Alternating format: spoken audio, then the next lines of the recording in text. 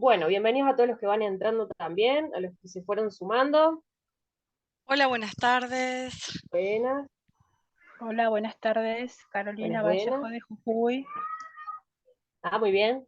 ¿De dónde tenemos gente? A ver. Jujuy, ahí escuché una. Yo soy de Córdoba, Carlos Paz. De Clemente. Chubut, de Chubut, Chubut. Trelew. También de Ay, qué Carlos lindo. Paz. De De, Mendoza. de Rosario, Santa Fe. De Rosario, Sur de Santa Fe. Santa Yo soy Fe, de Mendoza, Neuquén. Neuquén, De Venado Tuerto, Santa Fe. Santa Mar del Fe, otra. Plata. Mar del Plata. Otra que Todo el está de país. temporada ahí. Hasta acá hay gente. ¿Había mexicanos colombianos también están por ahí o no están todavía? Teníamos un tema con el horario ahí. Bueno, no están. Villa Ahí se están Domínico, uniendo. Buenos Aires. Buenas tardes, soy Isabel. Hola Isa, ¿cómo estás? Bien, profe, un gusto. Te conozco la voz, aunque no te veo. Ah, Bueno, bueno, vamos a Villa arrancar del entonces. Parque, Cava. Cava. Bueno, muchos de Buenos Aires. Yo de Estamos- Córdoba capital, estoy acá por una grafóloga de Mar del Plata, de Buenos Aires. Ajá. Bueno, qué lindo. Me dijo, hay alguien de Carlos Paz muy interesante y parece que eras vos. Bueno, vamos a ver. Espero. Bueno, ahí están viendo la pantalla, ¿verdad? Bueno, vamos a comenzar entonces. ¿Qué es la psicopatía? ¿Por qué vamos a analizar estos personajes? Yo sé que hay gente que ya es grafóloga, otros que están estudiando y otros que recién están entrando en el tema. Entonces, vamos a arrancar por acá, que es la parte más psicológica, y después les voy a explicar por qué nosotros los grafólogos podemos ver ciertos rasgos en la escritura, pero quiero que sepan que no es una charla dedicada a los fundamentos de la grafología, ni por qué nosotros los grafólogos. Eso lo vamos a dejar para otro encuentro, a los que estén interesados. Por ahora nos vamos a adentrar en esto que es la grafología forense, para que ustedes también vean cómo trabaja, ¿sí? Si tenemos que definir qué es la psicopatía, la mejor forma de decir lo que es la psicopatía es que es una personalidad que sin llegar a ser una enfermedad mental, ¿sí? Se diagnostica. Esto está dentro del DSM-5, que es el Manual de Psiquiatría actual, que nos da una serie de características, esto por supuesto para psicólogos y psiquiatras, una serie de características que se tienen que repetir a lo largo de un tiempo considerado para poder decir o diagnosticar que hay cierta patología. ¿Qué es lo que tiene la psicopatía en particular? Que en realidad le decimos psicopatía, pero se llama trastorno antisocial de la personalidad.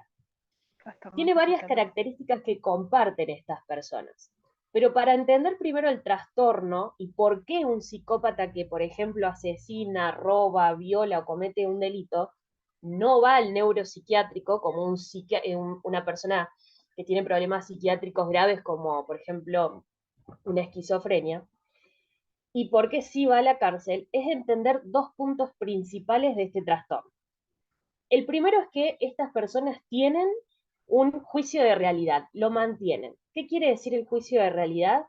Que estas personas no tienen delirios, no tienen alucinaciones y pueden distinguir perfectamente entre lo que es bien y el mal. La diferencia con una persona que no tiene el trastorno es que si yo, Magalí, sé que estoy cometiendo el mal o le estoy generando un daño a otra persona, es probable que o sienta culpa, o sienta remordimiento, o no haga directamente el acto por tener empatía con las otras personas. Resulta que en este trastorno justamente lo que no tienen es empatía. Saben distinguir que le están generando un daño a otra persona, pero no les interesa parar. Por ejemplo, no les interesa si el otro sufre. De hecho, hay muchos que disfrutan con el sufrimiento ajeno. Entonces, mantienen el juicio de la realidad. Si bien la realidad, en psicología social, nosotros vemos que hay tantas realidades como personas en el mundo, porque tiene que ver con la percepción que tenemos, ¿no? Y nuestro mundo subjetivo, de cómo vemos lo que vemos enfrente nuestro, sí hay una realidad innegable que nadie puede negar. Esto que ustedes ven acá es una lapicera y nadie me puede decir que no lo es, porque todos le hemos dado un sentido, tiene una utilidad, sirve para escribir, tiene tinta por dentro, es de color rosado. Pero si ustedes en vez de ver una lapicera están en este momento viendo un arma, por ejemplo, y la están por disparar, entonces hay algo que se escapa de esta realidad objetiva, más allá de lo que a mí la lapicera me pueda generar. Para un escritor, un poeta, una lapicera es su herramienta para el arte. Para un estudiante es importantísimo no olvidarme la lapicera, porque si no, no puedo tomar notas en esta charla. Para otra persona que tuvo un accidente con una lapicera, seguramente le causa algo desagradable. Eso es lo subjetivo. Pero lo objetivo es que esto es una lapicera. Esa realidad objetiva, los psicópatas la pueden ver perfectamente. No tienen delirios ni alucinaciones, como les decía. Diferente de los psicóticos, que es un término genérico que se utiliza para definir una serie de síntomas que tienen que ver con delirios y alucinaciones. Hay pérdida del contacto de la realidad. Y el segundo punto fundamental para entender el trastorno, más allá del juicio de realidad, es lo que se llama conciencia de enfermedad, que justamente este trastorno no la tiene. ¿Qué quiere decir? Si yo sufro, por ejemplo, un trastorno de ansiedad generalizado y termino teniendo ataques de pánico o una ansiedad muy alta, yo me voy a dar cuenta que algo no está bien en mí. Porque eso es un síntoma que no es egosintónico, es decir, no está en sintonía con mi yo. Entonces voy a percibir que algo está pasando, por ende, en algún momento voy a pedir ayuda. No siempre es directamente me comunico con un terapeuta y saco un turno, pero a veces voy a hablar con un amigo, con mi mamá, voy a escribir, algo voy a hacer que me lleve a, entre comillas, pedir ayuda. Algo no está bien, me hago cargo de esto que no está bien en mí, intento solucionarlo. En cambio, el no tener conciencia de enfermedad es cuando la persona no percibe que algo está mal en ella, porque siempre fue así, porque nunca nadie se lo hizo notar, porque no cree que esté mal esto que está pasando. Típico de los psicópatas. Siempre van a echar la culpa o van a objetivizar a los otros, es decir, el otro es un objeto. Entonces él tiene la culpa. Yo maltrato a esta mujer o maltrato a este hombre porque es mío, porque es una cosa para mí, es un objeto, porque no me causa nada hacerle daño, ¿sí? Pero eso no lo veo como un problema, porque lo trato mal porque, mira, es repavo, ¿qué querés? Se lo merece, ¿sí? Entonces, el no tener conciencia de enfermedad es típica de este trastorno que no se van a hacer cargo que algo está mal en ellos. Pueden llegar a tener, si en algún momento se les diagnostica el trastorno antisocial, pueden llegar a tener un entendimiento de lo que tienen, pero siguen insistiendo en que el problema no son ellos, el problema es el resto. ¿Mm? Bien, entendiendo estos dos puntos, que no hay conciencia de enfermedad, pero sí hay juicio de realidad, entendemos que el psicópata va, cuando comete un acto delictivo, directamente a la cárcel y no al neuropsiquiátrico, ¿sí? Entonces, por más que es un trastorno mental dentro del DSM-5, no se lo considera como para llevarlos a un neuropsiquiátrico. De hecho, los tratamientos que hay para este tipo de personas son como bastante limitados, porque la estructura ya está formada en ellos. De hecho, a veces hay diferencias en el cerebro que hacen que ya de base la estructura ya esté formada y sea muy difícil cambiar. ¿Qué hace o qué lleva a una persona a ser psicópata? Bueno, en realidad no hay un punto que yo les pueda decir, por esto la persona lo es. Como todas las enfermedades mentales, son policausales. Es decir, que hay varias causas que pueden llevar a una persona a padecer un trastorno o el otro. Entre tantos, puede llegar a ser uno de tantos lo genético. Se descubrió que cerca del 50% de personas que padecían el trastorno de antisocial ya venían con un antecedente de personas con el mismo trastorno o que se supone que lo tuvieran por su comportamiento. También en el árbol genealógico, podemos decir, hay como un historial de enfermedades mentales, depresión, bipolaridad, entre otros tantos. También el psicópata es muy común escuchar, sobre todo en estos casos tan crueles que vamos a ver hoy, que tienen un historial de abandono en la infancia, de negligencia, de maltratos, de abuso de sustancias, ¿sí? Desde muy temprana edad.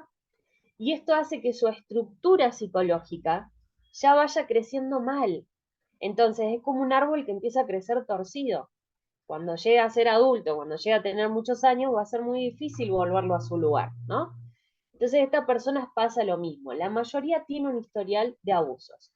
Ahora, esto significa que todas las personas que sufrieron abusos, maltratos, negligencia o abandono en la infancia van a terminar siendo psicópatas o teniendo este trastorno. No, bajo ningún punto. Esto se estudió mucho en gemelos, donde se hicieron investigaciones para ver si la parte genética era condicionante, y si bien se llegó a esa conclusión que les acabo de mencionar, no todos los que vivieron en la misma familia, con los mismos padres y el mismo estilo de crianza, llegan a realizar los mismos actos tan crueles como ciertas personas, como los que vamos a ver hoy, que son creo que uno de los peores. Además, ¿qué tienen características de este trastorno? Bueno, no solamente la ausencia de culpa, remordimiento, lo que llamamos también anestesia afectiva, ¿no? Esta incapacidad de sentir afecto real por los demás, porque los otros son cosificados, son una cosa. Hay narcisismo de base, ¿no? Es un trastorno narcisista el que tienen de base. El narcisismo, ojo, que no es un simple egoísmo, estamos hablando de un trastorno que puede llegar a ser grave también para los demás. Además, muchos de ellos son sádicos, no todos los psicópatas, son manipuladores, tienen un carácter encantador, tampoco todos, pero muchos de ellos llegan a encantar a las víctimas y hacen que entren solas, ¿no? Son como depredadores en busca de su presa y saben cómo atraerlas. Bueno, son muchas las características que tienen.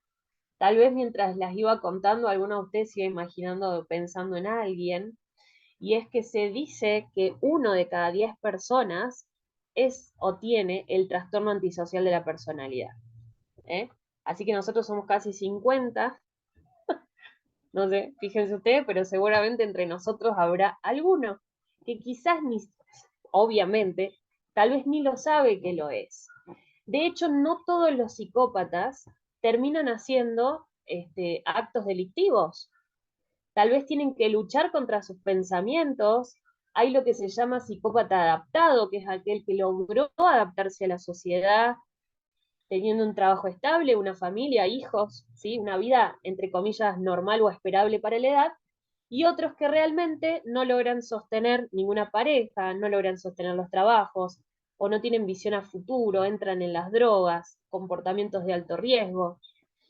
Y hay otros tipos de trastornos que suele confundirse bastante, que es el trastorno border o el límite, que tiene algunas características que son muy parecidas, pero no son el mismo trastorno, así que no es lo mismo, ¿sí? Ustedes esto en internet tienen muchísima información, después si quieren les puedo pasar páginas que son bastante confiables de psicología para que lean sobre el tema si a ustedes les gusta esta parte. Bueno, este es un recorrido muy leve. También les quiero mostrar, uy, no estaba aceptando a la gente, que hubo investigaciones que se realizaron y hoy vamos a ver a John Gacy. John Gacy es más conocido como el payaso Pogo, que hacía actos, a la sociedad se vestía de payaso, iba a visitar a los chicos en los hospitales y hacía fiestas, terminó matando a 33. Este hombre investigaron y los forenses pudieron acceder al cerebro de Gacy para ver si había alguna diferencia con un cerebro normal de una persona de su edad. Este y otros tantos fueron investigados. La madre de Jeffrey Dahmer, que también es otro de los asesinos que vamos a ver, no dio el consentimiento, por ejemplo, hay muchos otros familias que no dieron el consentimiento, y bueno, la ciencia se perdió un poco esa parte de poder investigar el cerebro de estas personas, porque evidentemente hay algo que no está bien. ¿Qué es lo que pasa en el cerebro de los psicópatas? Pero no todos, porque no todos son la misma clase de psicópatas, y no todos tienen las mismas predisposiciones, ¿sí? Eso sépanlo y ténganlo bien claro, que no todos son lo mismo. Así como no todos somos los... A ver, todos los de Piscis no somos todos iguales, tenemos características diferentes. Todas las mujeres no somos iguales, todos tenemos características diferentes. ¿Sí? Entonces, todas las mujeres de 35 no somos iguales, bueno, pero compartimos algunas características, puede ser. ¿Sí? Pero eso no los hace iguales. Los psicópatas es lo mismo. Resulta que en estas investigaciones que se hicieron bien científicas, descubrieron que en muchas de estas personas tenían diferencias cerebrales. Si hacemos un corte transversal del cerebro, ahí por ejemplo este de la derecha, podemos ver que está la teoría del cerebro triuno, que se divide. Lo que es la neocorteza cerebral, que es la parte más externa de nuestro cerebro y más nueva, que es la que nos distingue básicamente el desarrollo de esto, nos distingue de los demás, de las demás especies, porque esto nos permite el razonamiento, tener una capacidad de armar hipótesis, de razonarlas, de pensarlas, de comunicarnos a través de la comunicación tanto hablada como escrita, entre otras cosas. Dentro de ese cerebro se encuentra el cerebro límbico, ¿sí? Que también se conoce como el cerebro emocional.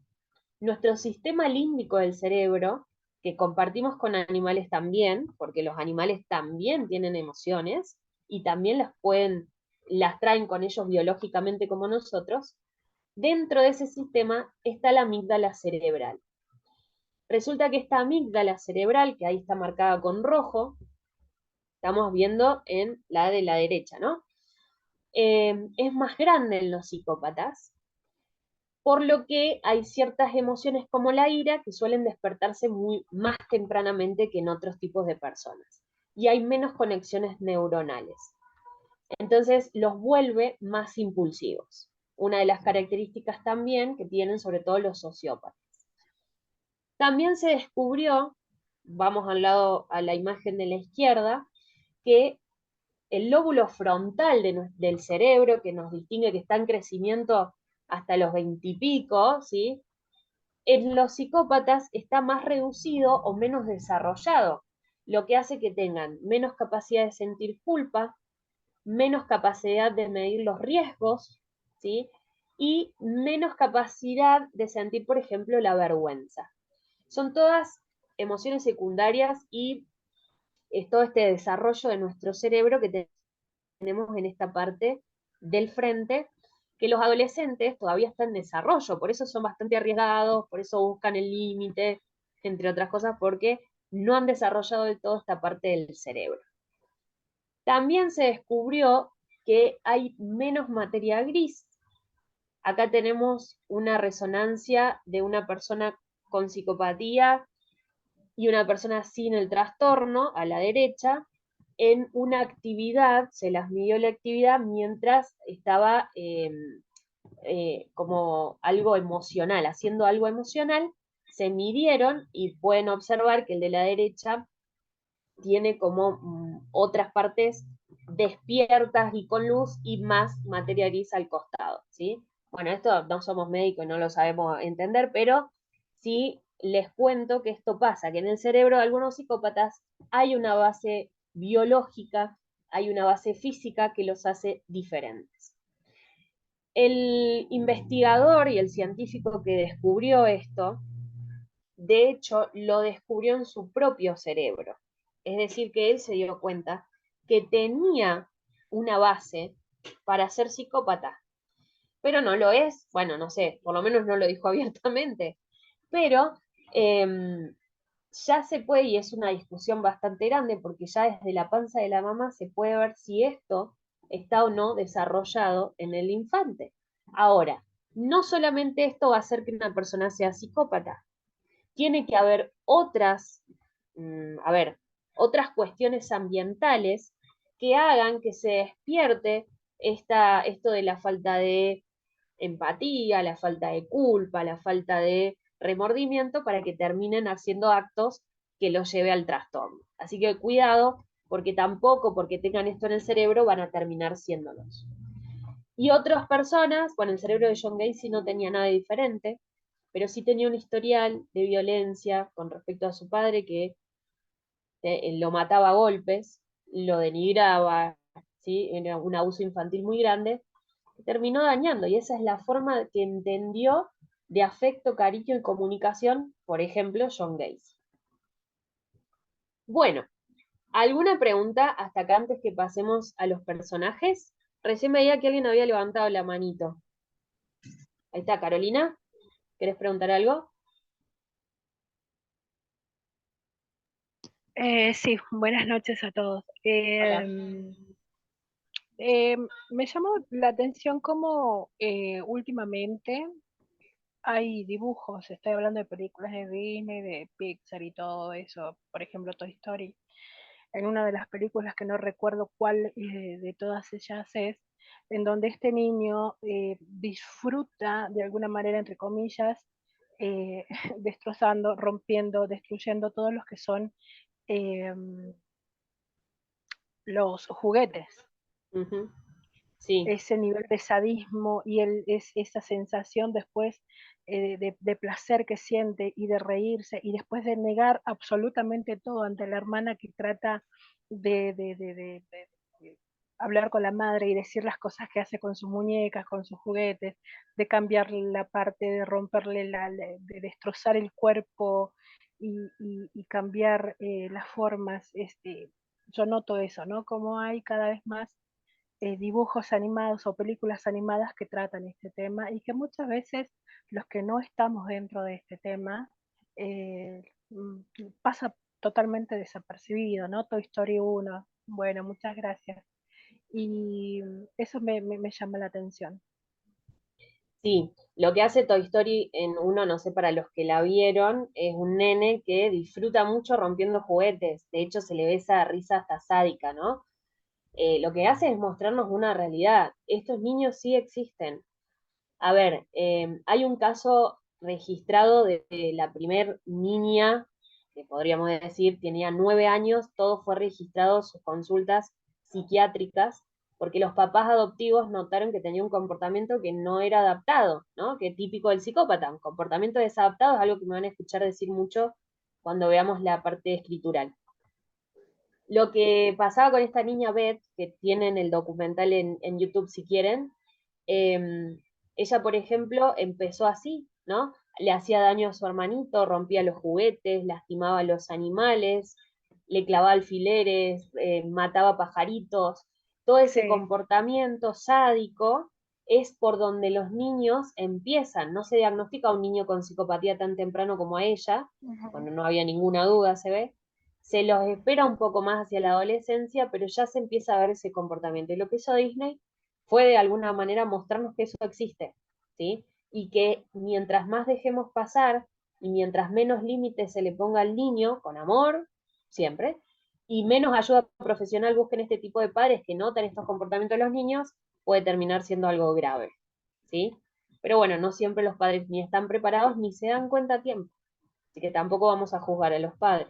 Exactamente, sí. A mí me pasó, bueno, en una consulta en donde eh, yo tengo todo ahí, bueno, yo le comento a mis compañeros, bueno, soy doctora, tengo un doctorado en Derecho Constitucional y después me dediqué a la psicología, empecé con un coaching, no paré más, psicología, después ahora psicología social, después grafología infantil, ahora grafología, no paré más.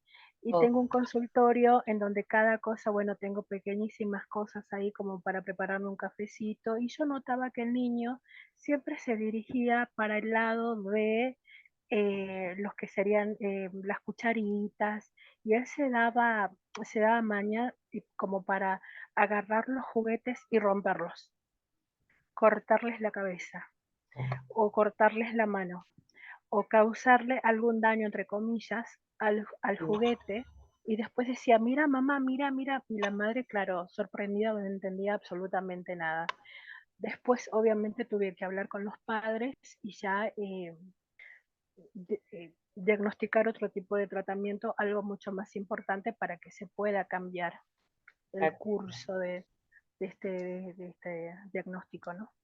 Vamos a dejar algo en claro por la duda que haya alguna mamá donde su hijito está rompiendo juguetes, que no eso no lo va a llevar a ser un No, no, no, psicópata, no, no, no, no. porque si no se van a preocupar, van No, a salir retraumados de no, acá. no, no, no, les pido disculpas, sí, no, no, no, esto es a modo de ejemplo que traigo, pero no significa que todos los Exacto. niños No. lo sean o puedan llegar a serlo, no, no, no. A veces también es una descarga, ¿no? No saben dónde ubicar su enojo y terminan haciendo daño a los juguetes, al hermanito, a lo que puedan. O sea, el niño va a descargar como puede. Bueno, gracias por compartirlo. A ver, Verónica, te había visto levantar la mano también. ¿Querés compartir algo? Sí, creo que estaba Sole Peralta antes, no, antes había levantado Sole. Bueno, no hay problema, no hay problema. Ahora le hacemos hablar a la Sole.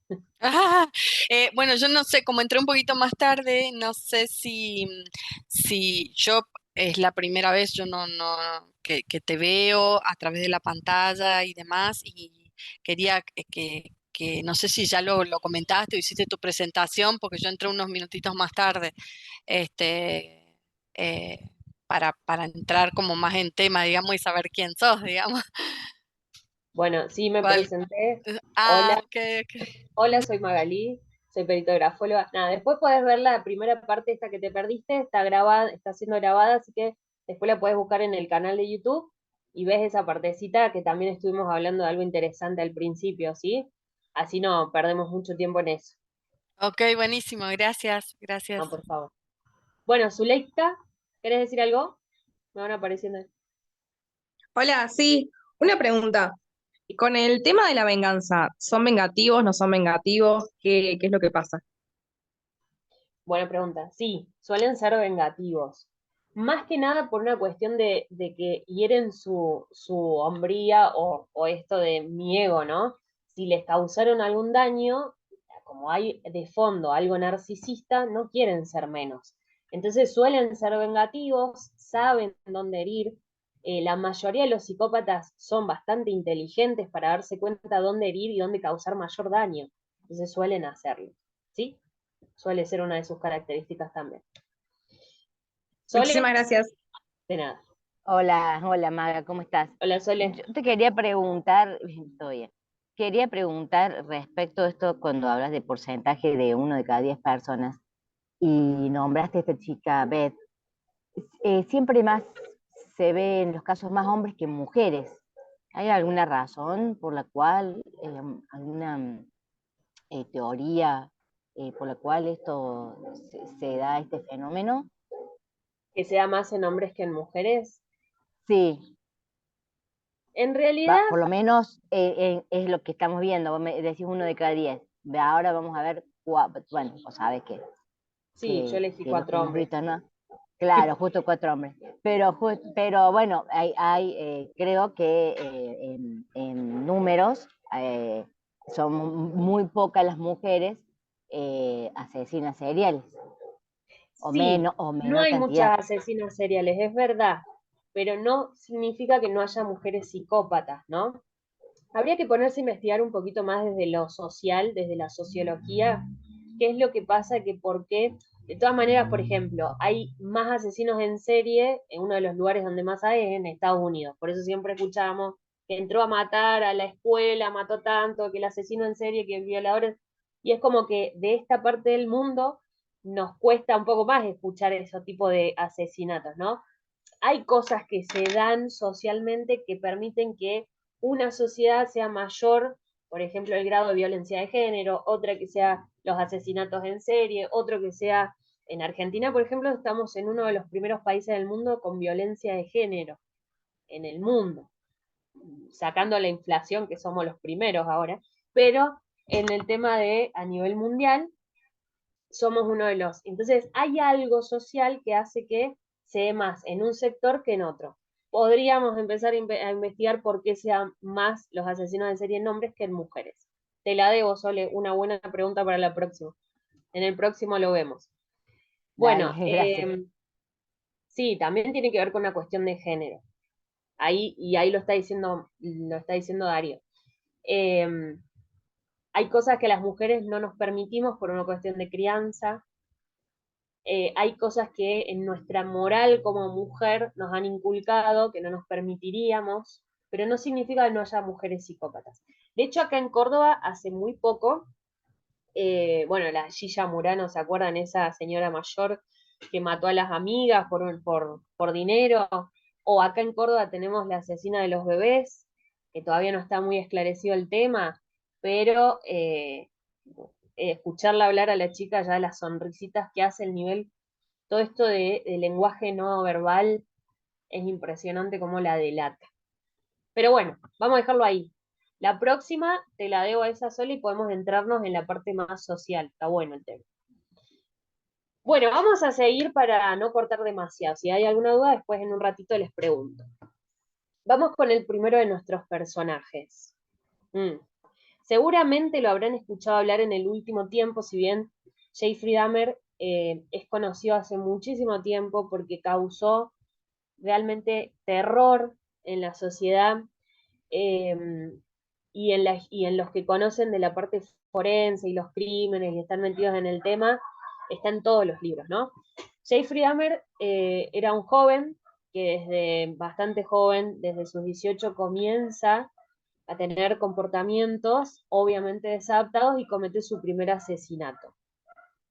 Si bien Jeffrey Dahmer, les decía, hace muy poco salió en Netflix la serie de Jeffrey Dahmer de 10 capítulos, que es esa que ven ahí, buenísima para el que les gusta el tema.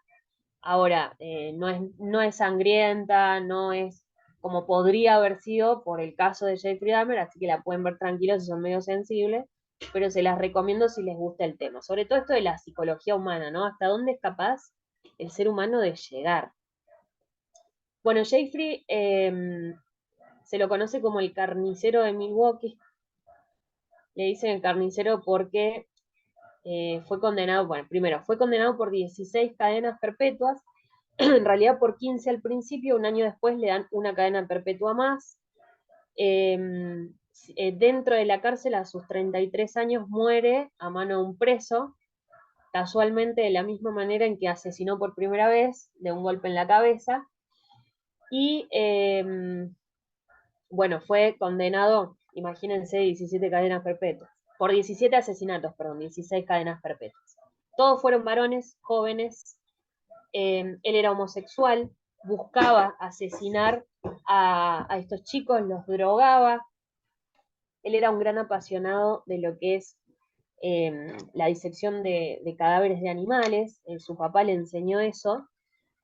Entonces iban a la ruta, agarraban animales muertos que habían sido pisados y su papá le enseñó cómo diseccionar el cuerpo, bueno, y ponerlos en ácido y demás. Él empezó a generar como una fascinación con eso, y de hecho él cuenta que mientras lo hacía, sentía en cierta forma una especie de placer sexual de lo que veía, del color de la carne, del olor que despedía, de la textura que empezaba a tener. Bueno, bastante, imagínense que es una mente enferma, ¿no? Y a él le gustaba ver también, sí, buscaba, ahí me preguntan si busca siempre el mismo perfil de víctimas. Generalmente los asesinos en serie buscan un perfil. Entonces, la policía, por ejemplo, empieza a buscar, bueno, saben, son mujeres con el pelo morocho, son todas rubias, o son todas mujeres de tal edad, tal edad. Lo que hacía Jeffrey eran jóvenes, el más chiquito tenía 14 años y el más grande tenía unos 20 y pico, que salían a la noche, digamos, los atrapaba en cierta forma en clubes nocturnos, los emborrachaba, los drogaba, y más de uno, bueno, se le fue la mano, los violaba o violaba el cuerpo, y lo peor de todo es que él en su propio departamento, que así lo descubren, él guardaba pedazos de cuerpo en la heladera, tenía un barril con ácido donde iba tirando partes del cuerpo. El olor nauseabundo hizo que una de sus vecinas llamara a la policía, y así lo descubren a Jeffrey, que había asesinado, ya era muy tarde, porque había asesinado a 17 personas. Ahí tenemos imágenes reales del juicio. Fíjense que el actor de la serie es súper parecido, muy buena actuación la que hace. Se lo ve un hombre tranquilo, se lo ve un hombre pacífico, pero de muy fácil perder los estribos, ¿no? De muy fácil perder esa tranquilidad. Acá tenemos una muestra gráfica, no hay muchas de Jeffrey Dahmer dando vuelta, sí hay una que en una de las charlas anteriores mostré la otra. Es interesante ver cómo su letra va cambiando a lo largo del tiempo, porque la otra, no me di cuenta de ponerla, la otra que yo tengo es del anuario del secundario y esta es cuando ya está detenido, ¿sí? Acuérdense que tenía 33 años, o un poco menos. Ahí les estoy agrandando un poquito la carta.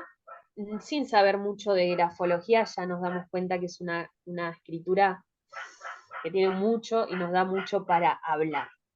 Yo me voy a centrar solamente en algunos puntos, pero sepan que de esta carta hay muchísimo para hablar. Ay, perrito del vecino. Espero que no se escuche mucho. Hay mucho para hablar de esto, de muchísimos rasgos. La grafología trabaja, para los que no la conocen, nosotros podemos entender el trazado porque viene directamente de nuestro cerebro, ¿sí? La grafología, perdón, nuestra escritura no es que viene de la mano simplemente es una herramienta que utiliza el cerebro para poder ejercer, con esta energía, poder descargarla sobre el papel.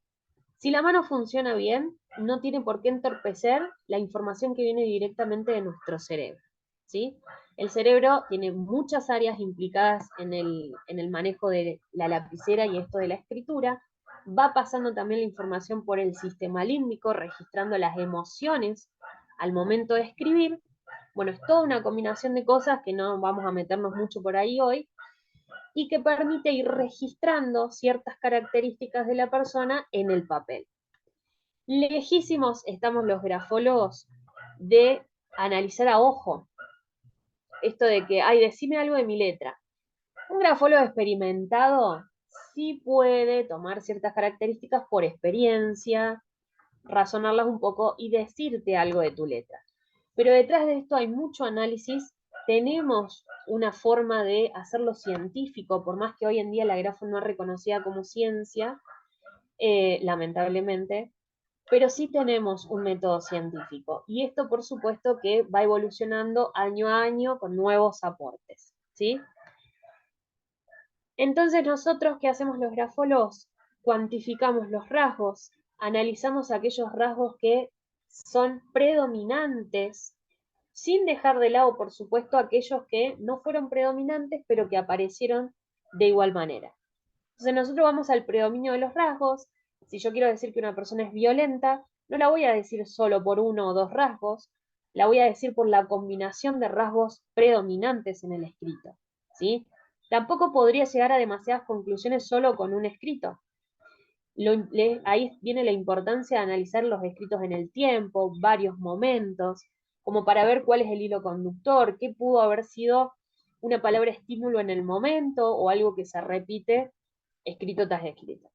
Piensen que también no somos los mismos de un minuto al otro, si bien obviamente no voy a cambiar toda mi personalidad de un minuto al otro, pero ya mi cuerpo es diferente de un minuto a otro.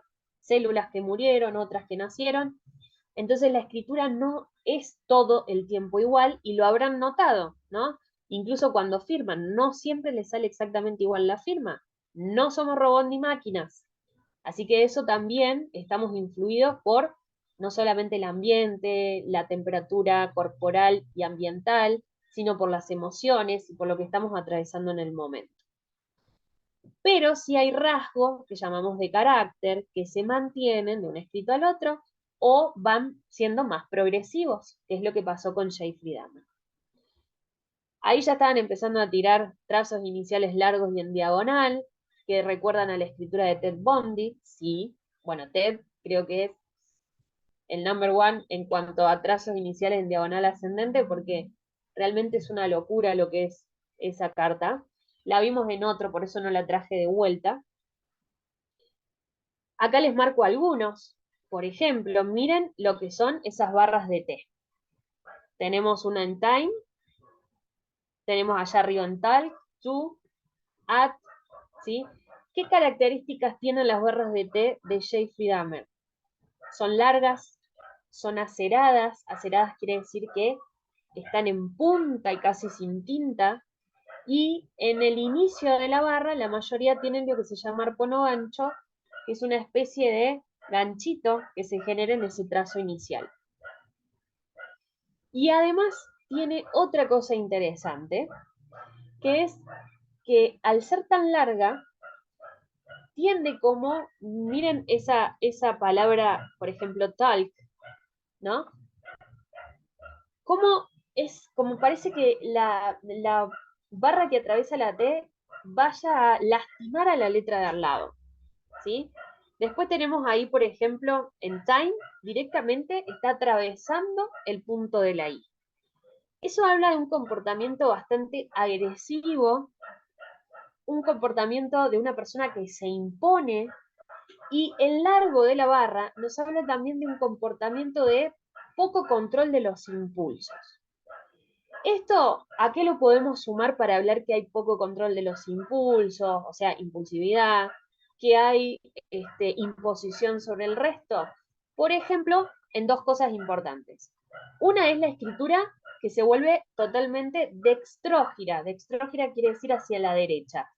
Ven que todas las T, las L, todas las letritas que se inclinan están muy inclinadas hacia la derecha. Esto se llama inclinación, valga la redundancia, inclinada porque supera los 135 grados a la derecha.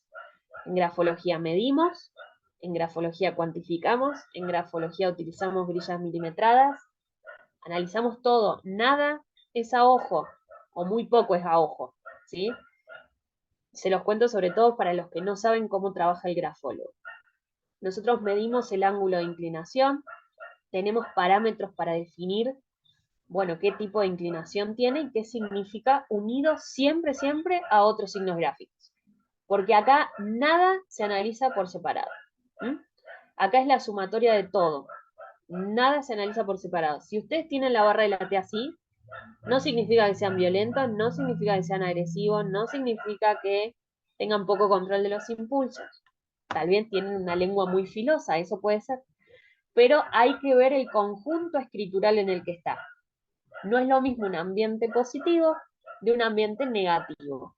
El ambiente positivo refuerza el positivo de cada uno de los rasgos y el negativo, como en este caso, va a hacer que cada uno de estos rasgos que salga esté como en su máxima expresión en la parte negativa. Además, lo que tiene Shapely, que también llama poderosamente la atención, ahí vemos una Y, cómo invade, cómo choca la letra de abajo, pero no solamente la toca un poquito, directamente le pasa por encima. Y así con todas sus jambas. Las jambas son las letras que van hacia abajo. Esto nos habla de varias cosas importantes. Por un lado, el cruce de los ejes, o sea, estas ampas y jambas que invaden zona superior o inferior, nos habla de un comportamiento invasivo. Si yo soy cada letra, y la letra de abajo, arriba, al costado, más allá, son los demás, como un simbolismo de que yo soy cada letra y los demás son las otras letras, entonces invadir las otras letras, tocarlas, no respetar el espacio, hace que esté mostrando que yo tampoco estoy respetando el espacio, ¿sí? Entonces soy una persona invasiva, hay que ver en qué sentido. Puedo ser invasiva desde el plano físico, puedo ser invasiva desde lo mental, ¿sí? Puedo ser invasiva con el tiempo. Bueno, en realidad el que es invasivo suele serlo con todo. Por eso lo tomamos también como faltas de respeto, falta de respeto al espacio del otro, ¿no? Al espacio y el tiempo de los demás. Obviamente que acá lo que invade no son las ampas, sino las jambas. Las jambas, que son las letras que van hacia abajo, hablan de todo lo que es el plano físico y biológico de las personas. La conexión con lo material, con el deporte y lo sexual. Es muy común ver que los agresores sexuales, como era Jeffrey Dahmer, tuvieran o tengan en sus escritos estas jambas que están sumamente sobrealzadas, es decir, muy grandes o infladas, que invaden la parte inferior, ¿sí? Que tienen algo que las vuelve como no diferentes, como no esperable, que tengan un ángulo, que estén totalmente torcidas, en lo que se llama torsión. Y Jeffrey Dahmer no solamente las tiene sumamente largas e invasivas, sino que también las tiene angulosas, ¿sí? ¿Ven ahí? Yo les marqué la Y, cómo se vuelve un triángulo abajo, ¿sí? Una especie de movimiento que no debería haber sido tan recto, sino que la Y tiene un bucle que es totalmente curvo, ¿sí? El hecho de hacer ángulo en la parte inferior habla de comportamientos fríos y distantes en lo que es la canalización en el plano sexual, ¿no? Gustos a veces y comportamientos de alto riesgo en el plano sexual. Bueno, hay una falta de adaptación. En grafología tenemos dos posibilidades de trazado: la curva o el ángulo. Los dos son positivos y los dos pueden ser negativos. No es que uno está bien y el otro está mal. No, porque decir que algo está bien y mal es un juicio de valor. Acá estamos hablando de trazos. Un trazo curvo tiende a haber más energía femenina, que todos tenemos, hombres y mujeres. En ese trazo curvo hay adaptación, hay sensibilidad, hay respeto. En el trazo anguloso, que en realidad es una combinación de trazos rectos, hay más energía masculina, que las mujeres también tenemos. Ojo, no es propia solo de los hombres. Y en ese angulizar el trazo, aparece, por ejemplo, comportamientos desadaptados, bastante rígidos, distantes y fríos. También tienen su parte positiva, ¿sí? Pero vamos a centrarnos en lo negativo de este gesto. Entonces, ¿qué conclusión llegamos con las jambas por toda esta combinación de cosas? Que Jeffrey Dahmer tiene un comportamiento sexual invasivo, demasiado sobrealzado, ¿no? Demasiada energía en ese plano, y además un comportamiento que puede ser o desadaptado o que no es esperable en cuanto a sensibilidad y canalización en el plano sexual. ¿Qué más encontramos? Muchas cosas, pero ¿qué otras cosas les marqué acá? Los trazos finales. Los trazos finales, en las letras, ahí ustedes lo que están viendo es el trazo final de una E, pero también podemos ver, por ejemplo, el trazo final de esa O de to, ¿sí? El trazo final de esa E, bueno, hay muchos. Están muy largos.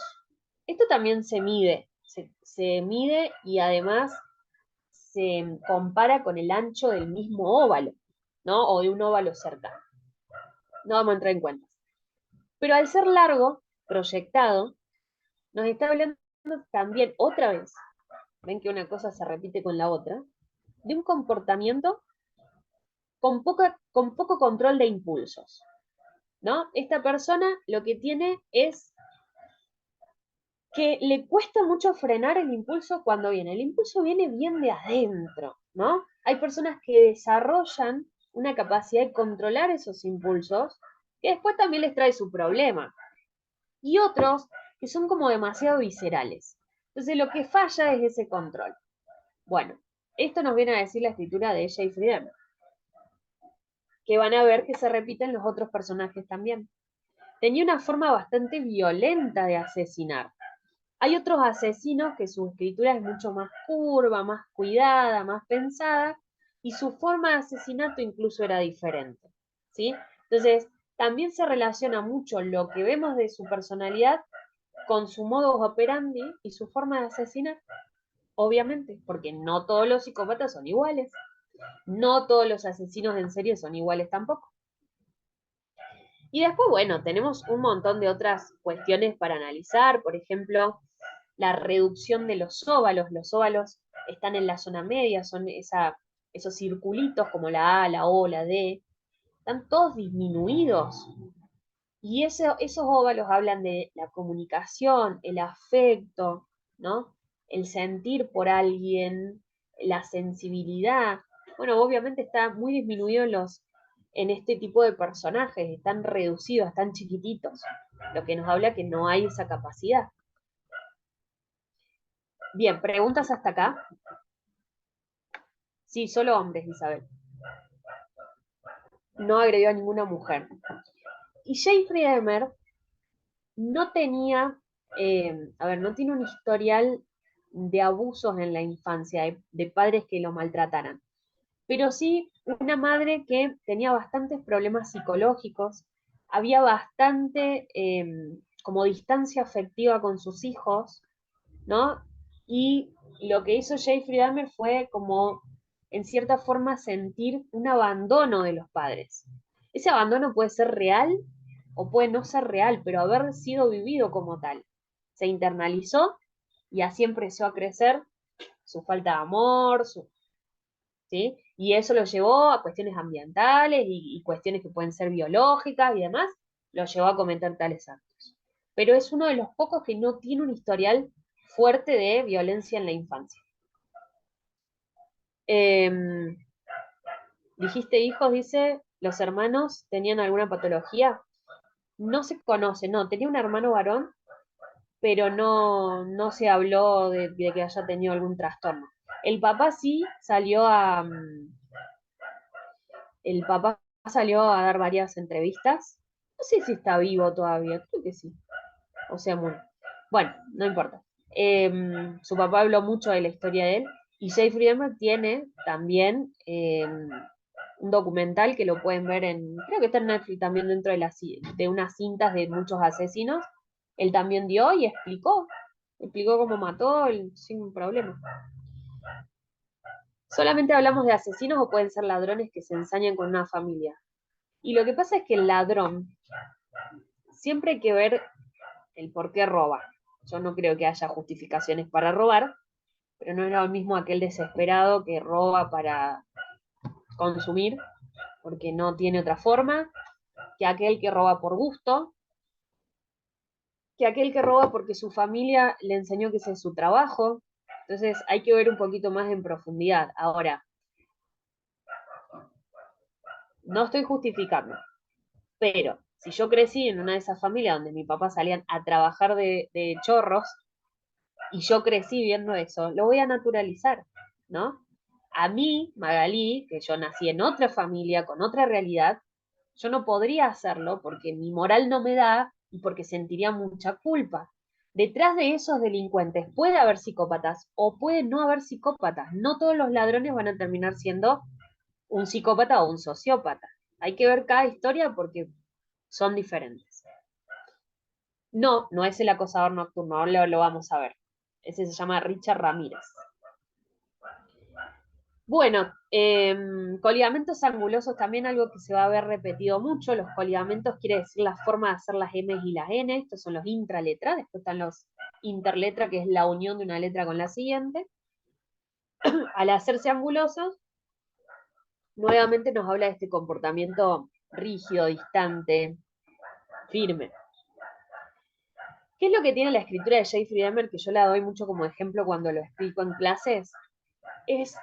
Tiene un síndrome escritural que se llama escritura tajante. La escritura tajante es esa combinación de lo dextrógiro, lo rígido. Miren cómo esas jambas que van derecho hacia abajo se llaman rasgos de autoafirmación. Tiene acerados. Toda esa combinación se llama escritura tajante. Esto sobre todo para los grafólogos, ¿no? Que nos hablan de esos comportamientos violentos y poco controlados. Así que no hay dudas que esta escritura corresponde a una persona. A ver, yo no puedo dar fe que esta escritura fue hecha realmente por Jeffrey Dahmer. Es lo que en internet corre, y de hecho se subastaron hasta los lentes de Jeffrey Dahmer, los compraron por muchos millones. Algunos fanáticos que no sabemos quién está más loco. Pero sí podemos decir, sea o no sea de Jeffrey Dahmer, porque yo no lo voy a escribir, podemos decir que es de una persona que tiene un comportamiento desadaptado. Que hay muchos indicios que a mí me indican que esta persona está fuera de esos parámetros que esperaríamos para un adulto, para su edad, para un varón, ¿no? Porque hay muchos rasgos de violencia, de falta de control de impulso, de comportamiento agresivo en el plano sexual, y así una larga lista. Bueno, sigamos con el otro, porque van a ver que comparten algunos. Richard Leonard Kuklinski, también conocido como Iceman, el hombre de hielo. No solamente le pusieron el hombre de hielo por la frialdad a la hora de asesinar, que solamente fue condenado por, no 16, fue condenado por 6 asesinatos, ahí está mal, pero él confesó haber matado entre 100 a 200 personas. Empezó a trabajar de muy joven para la mafia italoamericana, así que le pagaban por ir a asesinar personas. No fue su primer asesinato dentro de esto, sino que él ya había asesinado por primera vez a una persona, a un chico que le hacía bullying desde pequeño, lo mandó al hospital, no lo mandó al hospital, a la banda mandó al hospital y al que se burlaba más de él, lo asesinó, le sacó diente por diente, le cortó toda la yema de los dedos, cosa de que fuera un cadáver que no se pudiera reconocer fácil, y lo tiró al río, a los 18 años. Una joyita. Y después, bueno, la mafia empieza a ver en él un potencial asesino que les iba a servir, y lo contratan. Entonces empieza a matar. Las cosas que este hombre cuenta, yo no se las puedo contar, las pueden ir a ver a YouTube. Si bien está la película The Iceman, está basada en un libro de asesinos en serie, y en este caso, pero no es exclusivamente él, sí, sí está una entrevista, no recuerdo el nombre ahora del psiquiatra que se la hace.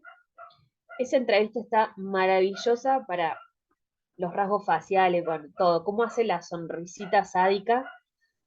Y él cuenta cómo asesinaba, cómo le gustaba ver que sus víctimas se iban yendo de a poco, algunos los asfixiaba, otros les disparó, bueno, él va contando todo. Sí, ahí Alexandra dice uno de los más atrapantes y escalofriantes, sí, sí, por eso lo elegí también. Y se le dicen Iceman porque mantuvo el cuerpo de una de sus víctimas durante 2 años en un congelador. Así que bueno, una joyita del señor, tenía familia, se casó 2 veces, tenía hijas, parecía un buen vecino, hasta que bueno, por supuesto lo atrapan. Imagínense después de tanto. Siempre sonriendo, siempre con esa sonrisita. Esa foto que ven ahí abajo a la izquierda es de esa entrevista que les comento, que vayan a buscarla porque está fantástica. De hecho, el psiquiatra que le hace la entrevista, en un momento le cuenta, él le hace una pregunta, ¿no? No sé si contarlo porque por ahí hay gente sensible, pero me imagino que si están acá no les molesta tanto. Él cuenta que le gustaba llevar a una cueva alejada a sus víctimas y que se la comieran las ratas. Entonces él miraba, pero dice que le generaba como algo interno mirar eso, así que se iba antes de que terminara de morir. Lo cuenta como si contara que va al súper, ¿no? Y el psiquiatra le cuenta que eso que él sintió, aunque no supiera, es miedo. Lo que pasa es que en su psicología no existe eso de tener miedo, ¿no? Porque, bueno, él sí tiene un historial de mucha violencia. De hecho, el padre de Kuklinski mató a su hijo a golpes, a su hermano, de chiquitito, nunca fue a la cárcel.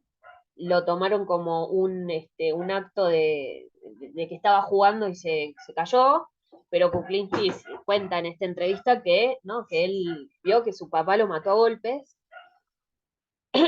y él le generó mucho odio, no solamente hacia el padre, sino hacia la madre también. Entonces estuvo a punto de matar al padre, le gatilló en la cabeza y siempre él dice que se arrepintió de no haberlo hecho. Bueno, ya empezamos mal, empezó matando gatos, siguió animaditos, después los chicos, y así empezó su historial de extrema violencia. Y acá tenemos la carta de Kuklinski. Se las voy. Esta es una carta que le escribe a su esposa en la cárcel, ya estaba dentro de la cárcel. Hay varias cartas de él. Esta es la que mejor resolución tenía, por eso, aunque sea poquito, yo se las muestro. Miren que es del año de junio del 91. Kuklinski fue condenado a varias cadenas perpetuas también y a la pena de muerte. Miren esto. Bueno, si bien es bastante diferente a la de anterior que vimos de Dahmer, Acá vemos como una escritura mucho más cuidada que la de Dahmer, que era bastante desprolija y desproporcionada, pero también empezamos a ver algunas características interesantes. Yo les marqué solo algunas. Volvemos a repetir esto de los trazos finales largos, ¿sí? Miren cómo termina ese trazo final. Termina largo y otra vez vemos que termina con una especie de arpón o movimiento, ¿no? De ganchito. Ese ganchito habla de un aferrarse a, y ese movimiento largo habla de falta de control de impulsos. Es poco controlado ese impulso. Pero lo más interesante es que tiene mucho movimiento de sus ejes. Vieron que los de J. Friedemann iban todos hacia la derecha. Ahora en Kuklinski también vemos hacia la izquierda. Ajá, miren. Hay una linda mezcla de movimientos hacia la izquierda, movimientos que quedan rectos y movimientos a la derecha. Lo que nos habla, básicamente, hacia grandes rasgos, de un desequilibrio emocional bastante importante. Impredecible, diría yo, ¿no? Por momentos se aísla, yéndose hacia adentro, yéndose hacia su interior, aislándose del mundo, y por momentos sale al mundo, pero de una forma bastante violenta. Porque aunque no se note bien, pero sí, para hacer un falta original se nota perfecto, sobre todo para los que son grafólogos, aparecen los trazos finales, miren en esa, lo que se llama masa, que la masa es un movimiento al final engrosado, parece como una especie de triangulito, que lo vemos en muchas de sus letras. Por ejemplo, lo vemos en la última H, en esa E, miren ahí en la R, ¿sí? Imagínense si tuviéramos el original de esta carta, sería para hacer salsa, ¿sí? Hasta las barras de las T. ¿Qué son los movimientos en masa? Movimientos de haber contenido una energía y de pronto, ¡pum!, liberarla con violencia. Es uno de los pocos rasgos que lo único que tiene para decir es negativo. Lo que tenía J. Friedemann no tenía masas, pero tenía cerados. Es como una agresividad más primaria, más reactiva. En cambio, la de Kuklinski, creo que es lo que lo hace peligroso, es que logra contener hasta que se llama masa porque justamente si te pega, te mata, ¿sí? No quiere decir que los que tengan masa sean asesinos, pero sí, por ejemplo, hay que ver dónde está puesta la masa también, en una gráfica, porque eso puede indicar que es bastante violento con la palabra también. No solamente somos violentos con una cachetada, con un empujón, también podemos ser violentos desde lo que decimos y cómo lo decimos, ¿sí? Entonces, en este ambiente es sumamente negativo. ¿Qué más podemos ver? Aparece algo que se ve dos veces, tanto en la S de arriba como en la J de abajo, que se llama rasgo subterráneo. Este rasgo subterráneo suele aparecer en personas donde, ¿cómo decir? Les gusta apropiarse de lo ajeno, son manipuladores, ¿no? Van como socavando por ahí abajo hasta engancharte, ¿sí? Por supuesto, y está bueno lo que aclara Rosana, que si nos ponemos a observar la escritura de Dahmer y la de Kuklinski, en la de Dahmer vemos más orden, ¿no? Entonces, si bien era un sicario y si bien, bueno, sí, tenía que planificar los crímenes como quien planifica una clase, pero era mucho más ordenado y prolijo a la hora de matar, de dejar rastro, de que nadie lo viera, de cómo lo iba a hacer, de que incluso él elegía, le daban la posibilidad de elegir cómo matarlo. Si que sufriera más, sufriera menos, si fuera rápido, si fuera lento. ¿Sí? No iba a agarrar a cualquiera en la calle y lo iba a matar. De hecho, bueno, si en un momento él cuenta que uno lo miró mal saliendo a un bar y lo mató. Bueno, obviamente estaba sediento de sangre, ¿no? De venganza. Pero bueno, ese rasgo subterráneo nos habla de esas cuestiones. Hay tanto para hablar de esta carta, es impresionante. Pero bueno, no nos vamos a detener tanto. ¿Alguien que quiera aportar algo? Pregunte algo hasta acá. Sí, tiene firma el escrito. Tiene muchas cosas interesantes, la forma de los óvalos, las dobles vueltas, impresionante todo lo que se puede ver. Ujú. Y tiene, a ver si la tiene en esta carta, no, pues tengo otra, donde tiene algo que se llama el rasgo del diablo. El rasgo del diablo es una S triangular hacia atrás, es un gesto tipo bastante poco conocido, que donde la vi es siempre en los psicópatas, que la comparten, ¿no? Yo en lo que he notado en este análisis de tantos psicópatas es que aparecen. 3 puntos son los que no pueden faltar nunca, no faltan, pero no fallan. Uno es esto que les cuento del rasgo del diablo, que es sadismo. El segundo punto que no falla es algo que se llama D en forma de feto o arriñonada. La arriñonada es un poco más gordita, que es esta forma de hacer la D. Van a ver que, bueno, los 4 que les muestro la tienen y otros también. ¿Ven esa D de ahí arriba, del D Sadi, no sé qué dice? Bueno, es como el óvalo de la D y se abre en bucle, ¿sí? No falla, todos los psicópatas la tienen. Y el tercer punto, que también lo vemos al lado de esa D, es lo que se llama el chantoyer o también el doble bucle de la mentira, que son 2 buclecitos, lo vemos en D, ahí en la por dentro de los óvalos, ¿no? Que es de bastante manipulación y mentira, son gestos escriturales tipo. No fallan. La mayoría de los psicópatas lo tienen, por no decirles casi todos. Bueno, lo mismo. Bueno, los cegados también. Tiene cegados, sí, tiene cegados, tiene poca apertura en los óvalos, son óvalos muy, muy, muy pequeñitos, poca capacidad emocional. Podemos hablar, perdón, de esa D, la primera, que es como un puñal hacia atrás, hacia su infancia. Ah, a ver, esta de donde empieza el renglón. Ahí, Sí, es como un puñal, ¿no? sí. Es como un puñal, ¿por qué decimos puñal? Porque hay un ángulo que se dirige hacia la zona izquierda. Para los que no conozcan de grafo, la zona gráfica de la izquierda tiene que ver con la infancia, con la familia de origen, con el yo, la parte de mi yo íntimo, y a la derecha tenemos lo contrario, ¿no? Tenemos el futuro, en realidad la proyección del futuro, tenemos la familia, perdón, la parte social, el yo social, la sociedad en general. A la izquierda está esa especie de puñal, ¿no? Él, bueno, él odia su infancia, odia su familia. Él tiene mucho odio por los padres, y no porque lo diga yo, Magalí, lo dice todo el tiempo en las entrevistas, ¿no? Él se arrepiente de no haber matado a su padre a tiempo.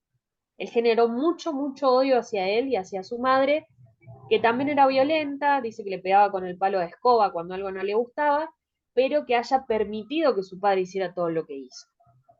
Así Sí, que es la una verdad especie yo de... no conocía la historia y cuando, bueno, lo vi, lo pensé y vos me lo confirmaste cuando lo relataste, ¿no? Lo vi en otro Sí. lado también, que era la otra notita que estaba a un costado izquierdo, que ahora no Sí, se ve. Me parece que y lo repito. hay otros escritos que no se ven tan bien como este, pero que tiende a repetir esos gestos, por supuesto. Hay otro escrito que tengo donde está mucho más marcado la inclinación mixta, ¿no? Estaba como más desequilibrado en esa época. Pero bueno, es impredecible el señor. Bueno, vamos con el tercero, para que sigamos sumando signos. Richard Leiva Muñoz Ramírez, en realidad Ricardo. Le decían Richard porque vivía en Estados Unidos, pero es Ricardo. Este es el acosador nocturno que recién me preguntaron. Este es uno de los asesinos que más revuelo causó por una cuestión de que era tan desorganizado y desprolijo para asesinar que ni siquiera tenía un modelo de víctima.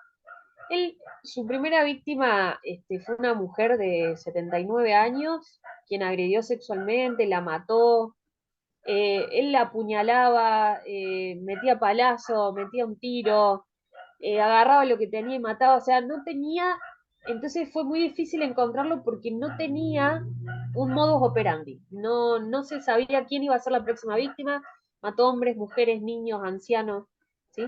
cuando por lo general un asesino en serie tiene algo como más definido.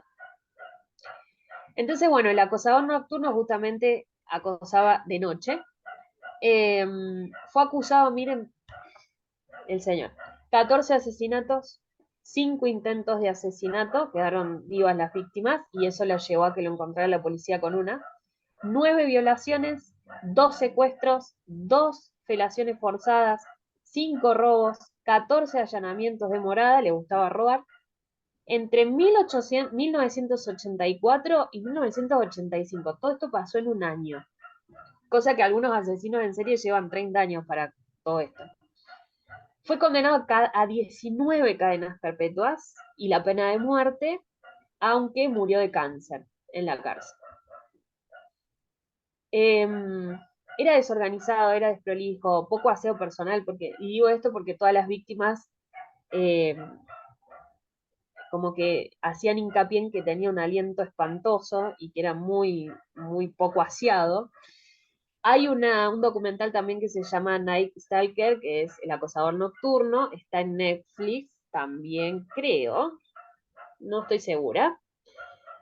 Ahí lo vemos, un historial de abandono en su infancia, de maltratos. Se fue a vivir con su primo, que era un veterano de guerra, y influyó muchísimo en él, fue un antes y un después en la vida.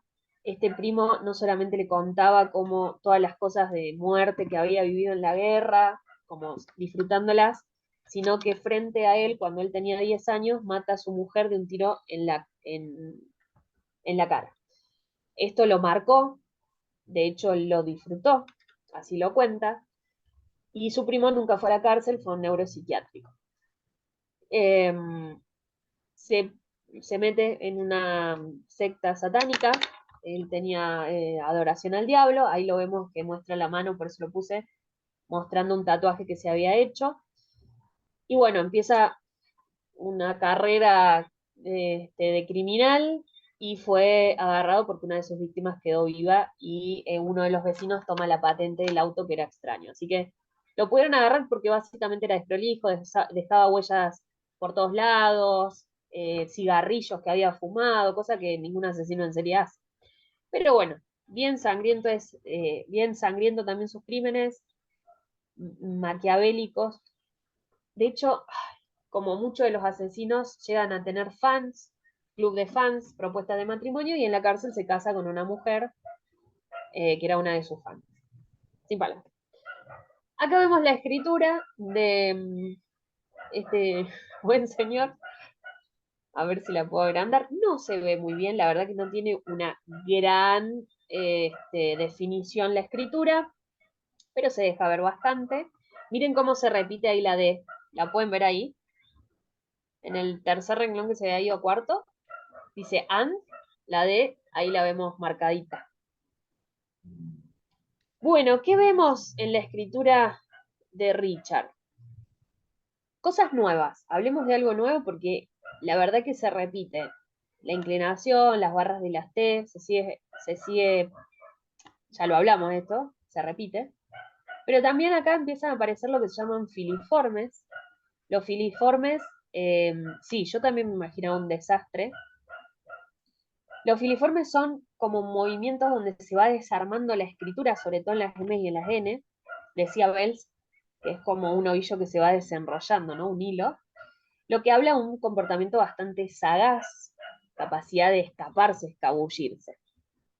Así que vemos un hombre que, por más que parece una escritura ordenada, tiene esas tendencias, ¿no?, a evadir. El espacio tiende a ser espaciado. Vemos que hay como mucho aire que va corriendo. Tanto, las líneas no podemos decir tanto, se nota que sí hay espacio, pero tiene renglones. Esta es una carta de cuaderno.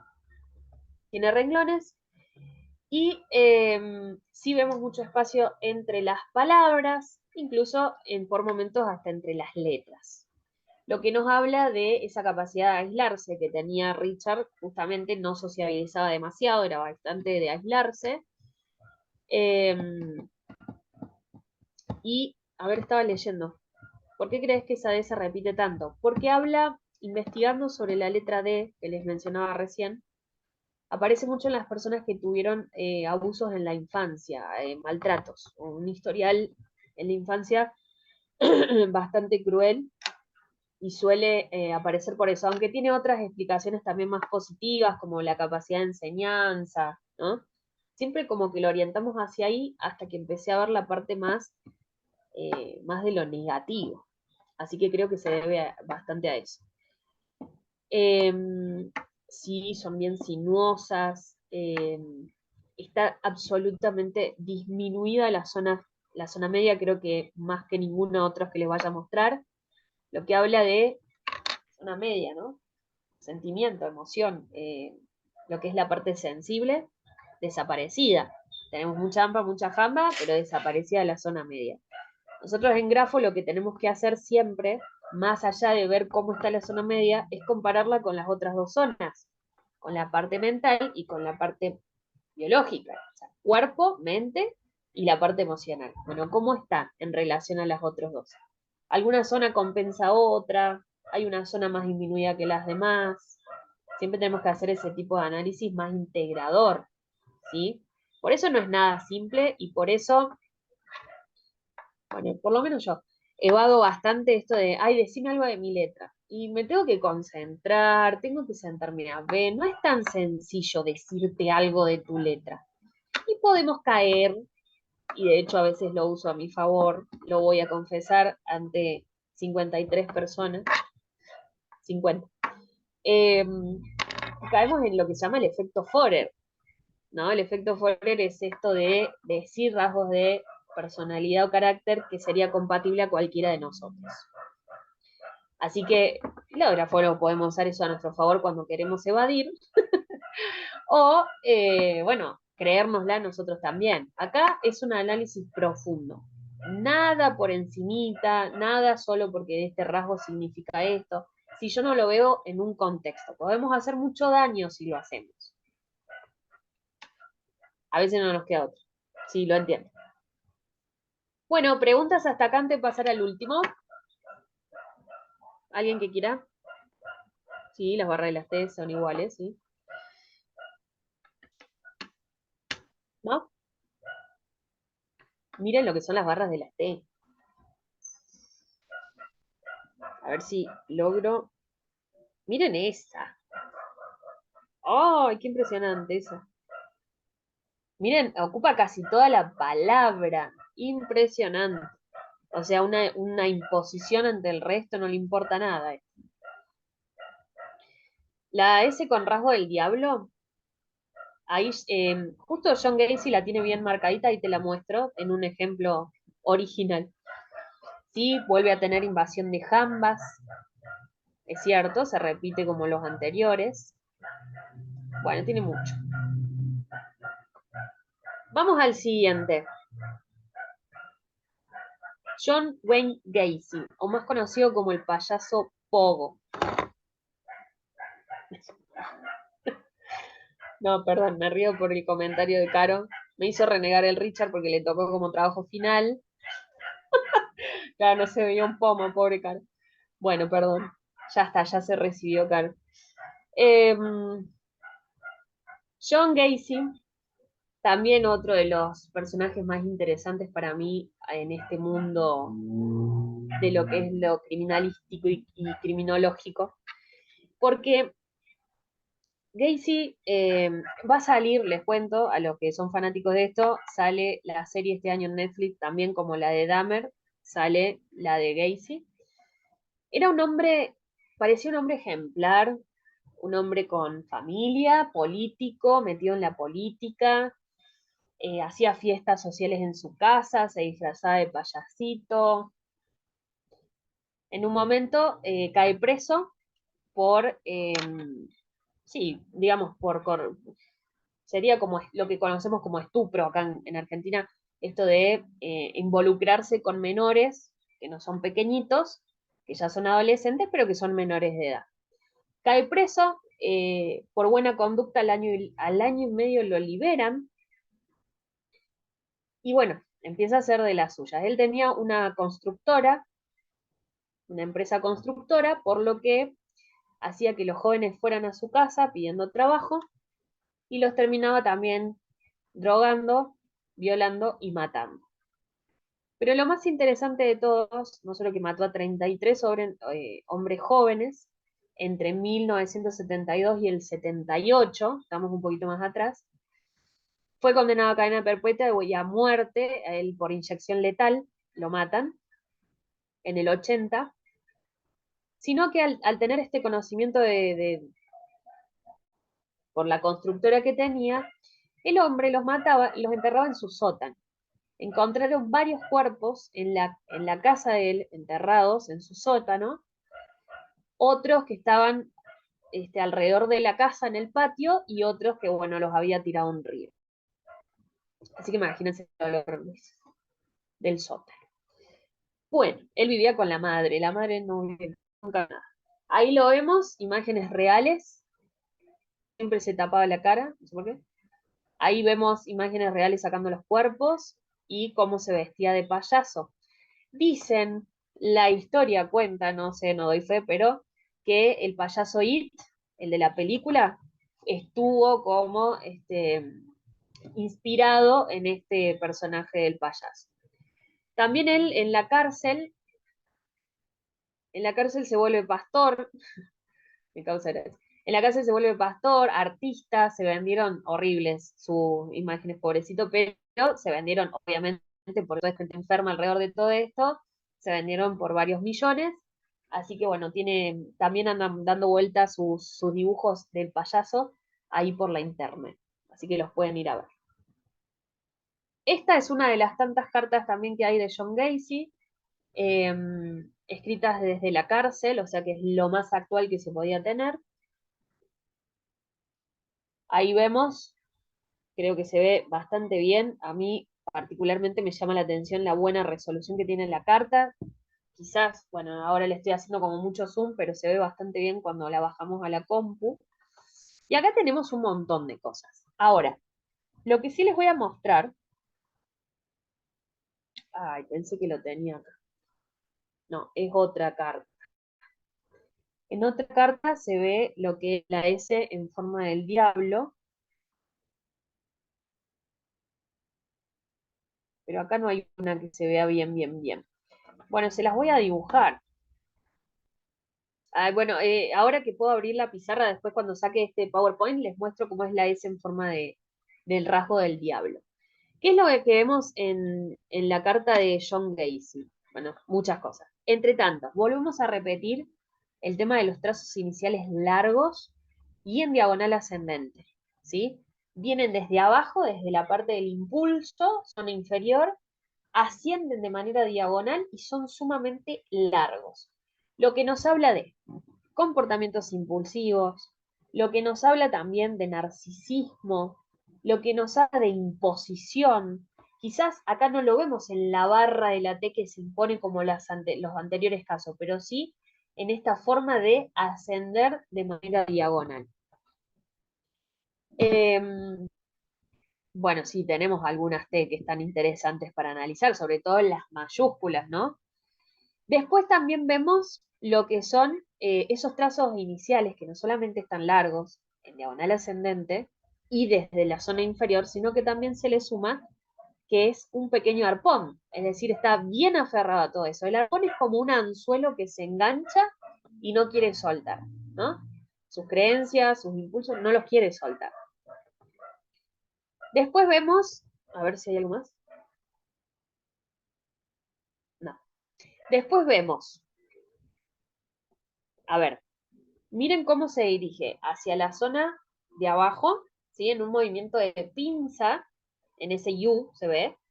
Bueno, eso puede llegar a ser positivo en un ambiente positivo, lo que nos indica capacidad de trabajo, acción, de lo que proyecta llevarlo al plano material, pero también no nos tenemos que olvidar, sumado a otros signos negativos, que es un gesto de agresión hacia abajo, ¿no?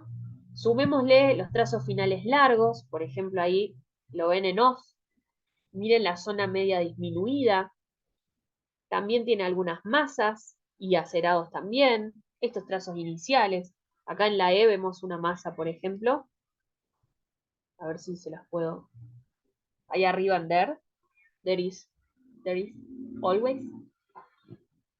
Empezamos a ver que hay esa triangularidad, ese movimiento triangular, a veces aparece abajo, a veces aparece de costado. Miren esa barra de la T de Chu, que parece una cosa extraña, pero es una barra de T.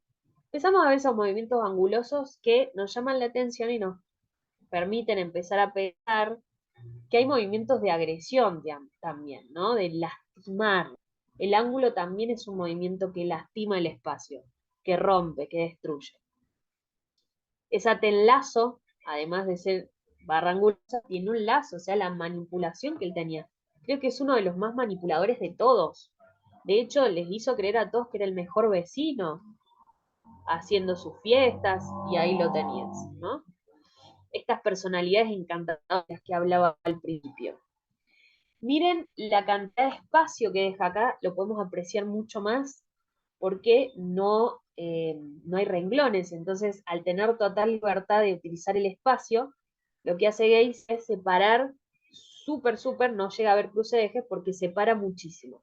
Lo que habla de esta capacidad de aislarse de este mundo, ¿no? De este mundo de lo social, lo busca porque lo necesita, pero en su interior está la necesidad también de mantener al resguardo toda esta fachada que él tenía, obviamente.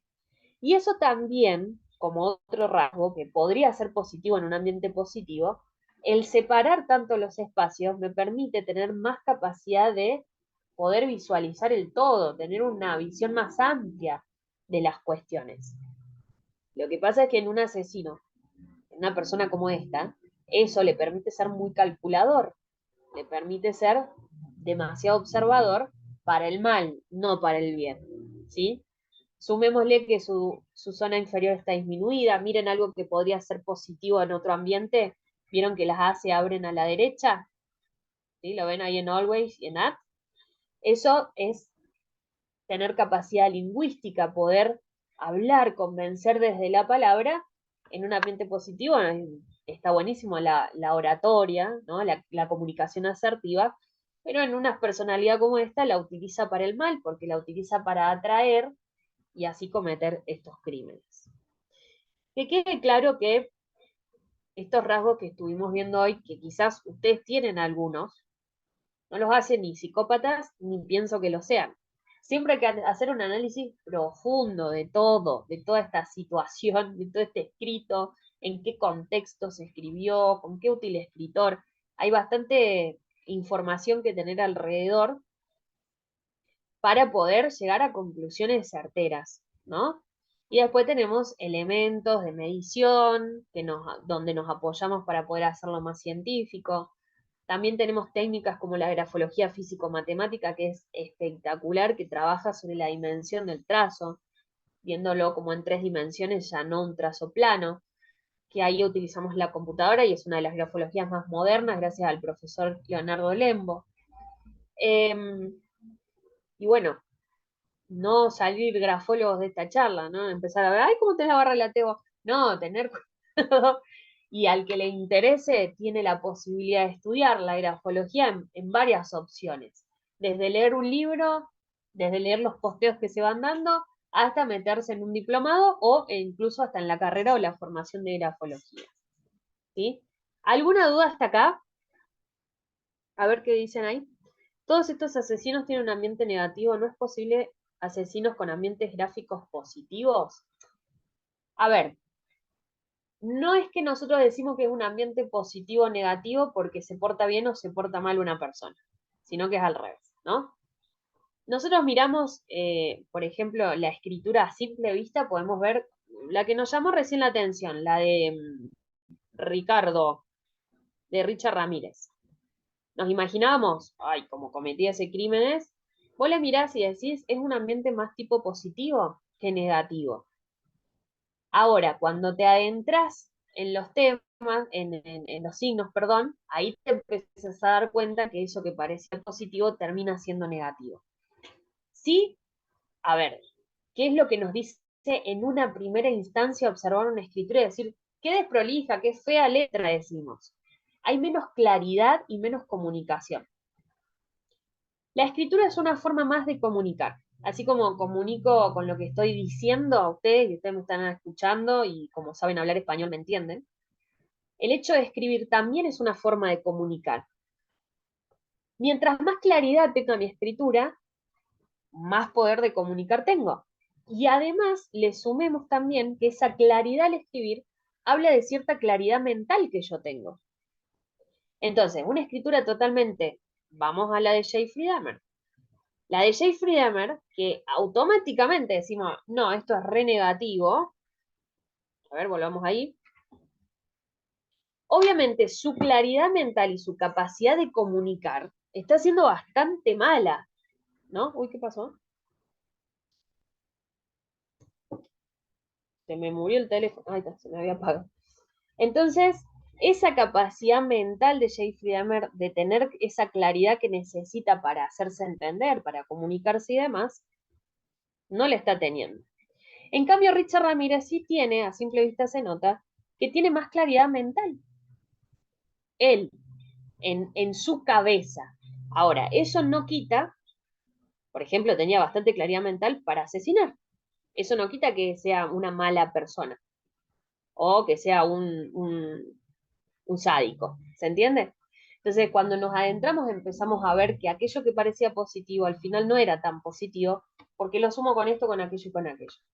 Entonces sí puede haber un asesino con un ambiente más de tipo positivo, pero bueno, nos va a ir llevando el análisis hacia ciertas conclusiones. Tampoco yo puedo llegar a una conclusión, por ejemplo, para que sepan los que no conocen de grafología. Primero, el grafólogo no diagnostica clínicamente hablando. Nuestro diagnóstico es de trazos. Sumamos este trazo más este, el significado de este y con aquel, para llegar a una hipótesis, para llegar a un resultado. No hacemos diagnósticos clínicos, no podemos decir, ah, sí, mira, Jeffrey Dahmer tenía el trastorno antisocial de la personalidad. No. ¿Por qué? Porque no realizamos esa clase de diagnóstico que sí lo hacen los psicólogos. Los psicólogos son quienes tienen la competencia para poder hacerlo. Nosotros lo que vemos son comportamientos. Y nosotros lo que vemos en realidad es tendencia a ciertos comportamientos. Que yo Jeffrey Dahmer, en Gacy, en Richard Ramírez o en Kuklinski vea que hay tendencias a la violencia, no significa que la esté ejerciendo tampoco. Ni significa que si yo veo que la persona claramente tiene un comportamiento totalmente desadaptado, compatible con un trastorno antisocial, porque veo que no hay signos de empatía, porque veo que hay falta de culpa, porque veo que hay falta de remordimiento, tampoco puedo decir que va a ser un asesino. Porque quizás es un psicópata, pero no comete actos delictivos. No por ahora, o quizás lo hizo una vez y no lo hizo más. Entonces tampoco podemos decir que sí, esta persona mató, porque eso no se hace en grafología. No podemos asegurar una acción. Podemos asegurar rasgos compatibles con ciertas características de la personalidad o del carácter o estados emocionales alterados y compatibles con ciertos trastornos. Podemos ver si es mentiroso, podemos ver si tiene tendencia a la estafa, podemos ver si hay tendencia por ejemplo, desconectarse de la realidad, en lo que vendría a ser traducido, vendría a ser una psicosis, ¿sí? Si vemos si hay tendencia de desbordes emocionales, y ahí podemos seguir. La grafopatología trabaja sobre eso, trabaja sobre estas características que son compatibles con ciertos trastornos mentales y de la personalidad, y conductuales. ¿Se entiende? Bien. ¿A qué preguntaban? Me perdí ya. ¿La psicopatía se hereda? No, es que si mi papá es psicópata, yo también lo voy a hacer. Sí hay una predisposición genética, pero que también se tienen que dar otros rasgos ambientales para que se me despierta en mí esa psicopatía. ¿En qué difiere si escribe en imprenta o en cursiva? Bueno, la imprenta y la cursiva, que son dos estilos de escritura, también son bastante, generacionales, diría yo. Hay una generación que escribe en cursiva, que es la generación de Ay, yo no quiero herir susceptibilidad de nadie, pero de mi mamá. ¿Qué pasó en mi época? Yo, por ejemplo, yo tengo 35 años, ¿sí? Ay, próxima a los 36. En mi época, en mi primaria, me obligaron a escribir en cursiva. Yo no tenía opción, ¿sí? La opción vino cuando pasé el secundario y en primer año yo pude elegir si escribía en imprenta o no. Pero yo tuve tiempo de practicarla, tiempo de aprenderla y desarrollarla. Actualmente, hoy, los chicos, hay escuelas donde ni siquiera la enseñan a la cursiva. O se le enseña media tiradita de los pelos y el chico que escriba como pueda y como quiera y como prefiera, ¿sí? Entonces, hay que ver, primero, qué edad tiene la persona que escribe. Si es en cursiva o en imprenta. En la época en que escribió esa carta. Porque hay épocas donde la imprenta solo era para los títulos. Nadie escribía en imprenta. Estamos hablando de la década de los 70, 80, que la cursiva era la letra predominante. Fíjense que los 4 que les mostré son escrituras de cursiva. De hecho, creo que es más habitual la imprenta de este lado del mundo que allá arriba. Los 4 son de Estados Unidos, ¿sí? Entonces hay que ver lo cultural, la época en que fue escrito y el tipo de educación que recibió también. ¿Fue a la escuela o no fue a la escuela? ¿Sí? ¿Quién le enseñó a escribir? Bueno, después podemos hablar de lo que significa que yo haya elegido la imprenta cuando yo aprendí la cursiva, ¿sí? Que es una imprenta más individual, la imprenta es más individualista, más independiente. Ahora, no significa que alguien que escriba en cursiva no lo sea. Por eso hay que ahí adentrarnos a los rasgos que nos hablan de independencia, de criterio, de lógica, de intuición, hay un montón de cosas. Bien, ¿eso lo hace calculador y organizado para cometer crímenes? ¡Ay, qué cosa! No sé, Luisina, de qué me hablas. Así que ahí escribime de qué me estabas preguntando. Todos tienen la T nojal y penetra la barra larga. Sí, casi todos tienen las mismas características, ¿no? De imposición al otro. Así que la barra de T es una de las letras que más fuerza tiene en esto de la autoridad, ¿no? Cómo se conecta con los demás, cómo se impone o no con los demás.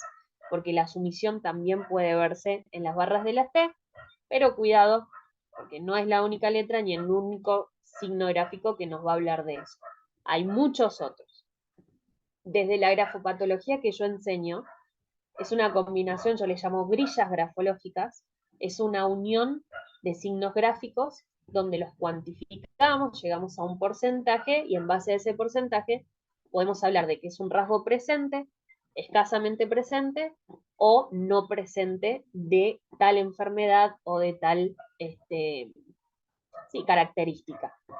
Así que para los que son grafólogos, los invito después, si quieren ver el temario de lo que es la especialidad en grafopatología y forense, dentro de esa especialidad que se ve dentro de la formación de grafólogo que ofrecemos también, tenemos preparado un curso de 6 meses, donde todas las semanas se ve una clase, y una de esas unidades que se ve entre tantas otras es el trastorno antisocial de la personalidad con todas sus características, que son un montón, que nos suman no solamente para los psicópatas, sino que vemos grillas, por ejemplo, de lo que es agresividad hacia otros, falta de culpa, empatía, carácter encantador, entre tantísimas más.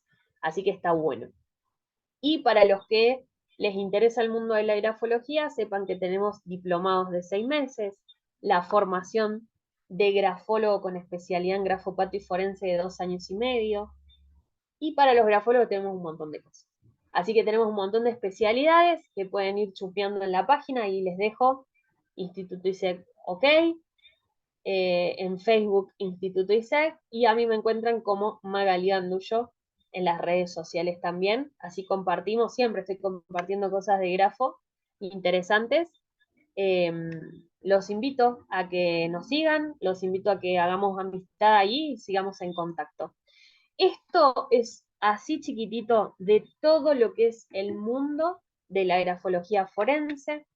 Se trabaja de una manera muy meticulosa, no es a ojo como hicimos hoy. Hoy solamente les cuento un mínimo aporte, chiquitito así, de todo lo que es, que en realidad es un mundo súper gigante, de mucho estudio, mucha práctica mucha lectura y muchos autores que fueron sumando a esta área, ¿sí?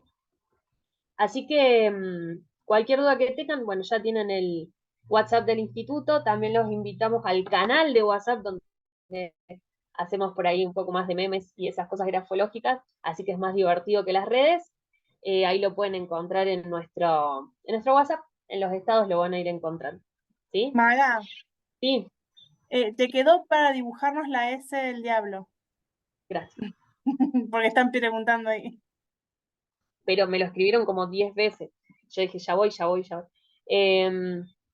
Me voy a poner de anfitriona, así desde la compu se los puedo. ¿Los Ahí títulos de son oficiales? no se escucha quien esté hablando. Se escucha como con un eco. ¿El título es oficial? No el que ofrecemos nosotros, hay instituciones que sí lo ofrecen, como el Emerson, pero nosotros estamos avalados por la Asociación Civil de Grafólogos GRAFEM, la Cámara Argentina, y ahora hay una certificación internacional de OIEP, así que también para los que estudian desde afuera. Les voy a compartir una pantalla en blanco, así se los puedo dibujar. Esto yo lo enseño dentro de lo que es los gestos escriturales tipo. Tenemos de la variante de las curvas, como por ejemplo un lazo, un bucle, de las variantes de los ángulos, como por ejemplo un gesto, bueno, el rasgo del diablo, un triángulo, dientes de jabalí, uña de gato, garra de gato. Tenemos todos los animales, diente de tiburón, todo el zoológico metido ahí. Y después otra clasificación de gestos como los rasgos de autoafirmación. No sé si Miren, soy la única que no está viendo la pantalla. ¿no se yo está tampoco. viendo? No, No, no. yo tampoco. Ahí va a aparecer. Está lenta la cosa, che. Ahí está. Esto es una S. Hago para atrás y vuelvo hacia atrás de manera angulosa, ¿sí? Puede ser más o menos angulosa, pero más o menos es la idea, ¿sí? Entonces termina siendo una S, no es una A, una S que se proyecta hacia atrás, vuelve, regresa, en realidad se proyecta no hacia la izquierda, hacia la derecha, sino hacia la izquierda, y queda más bien cerradita. Eso es un rasgo del diablo, ¿sí? Justo por lo sádico, además de los triángulos que tiene, por supuesto, que es totalmente insensible. Bien. Bueno, ¿algo más? ¿Alguna otra duda? Ay, quiero sacar esto, no puedo. ¿Dudas, no? ¿Ninguna, ninguna? Bueno, yo les agradezco por el tiempo, por el interés, está buenísimo, incluso aquellos que ya saben de grafo, esto ya lo saben, pero me encanta volverlos a encontrar porque se nota el interés, esto de la vocación, esto del ser grafólogo que nunca termina y nunca dejamos de aprender, por más que vayamos a una y otra charla repetidas e iguales, bueno, siempre se aprende algo nuevo. Así que les agradezco. Cualquier consulta y duda que tengan, a través del WhatsApp les vamos a estar contestando ya para mañana. Así que bueno, los esperamos. Seguramente dentro de poco habrá otra charla. Así que bueno, y ya les llegó el mensajito que todos los que participaron hoy también tienen un descuento en un curso que se llama Personalidades Peligrosas, donde vemos violencia, agresividad, manipulación, mentira, estafa. Y es como una unidad de grafopatología y forense que es mucho más completo de la especialidad, ¿no? Así que bueno, los espero en la próxima. Un beso, Gracias por Magali. tu tiempo, Muchas gracias. Magali. Gracias a ustedes por participar. Gracias, Magali, Hasta la hasta luego. próxima. Gracias, buenas noches. Chao.